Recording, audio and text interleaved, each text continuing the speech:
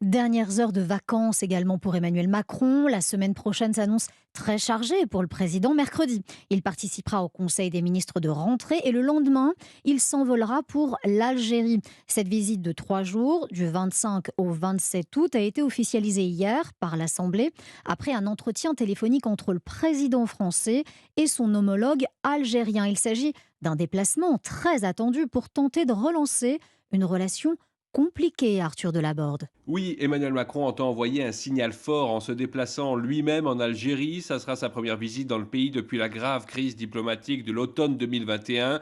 À l'époque, il avait lui-même suscité la colère d'Alger après des propos rapportés par le journal Le Monde. Il y fustigeait le système politico-militaire algérien qui se serait, je cite, construit sur une rente mémorielle et une haine de la France.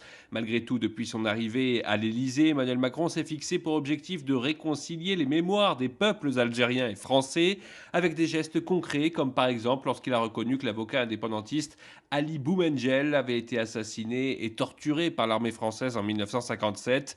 Une visite symbolique donc, mais aussi pragmatique, avec des sujets urgents à aborder, comme celui des visas accordés par Paris et du retour des ressortissants algériens expulsés. Il y a aussi le dossier stratégique du gaz algérien.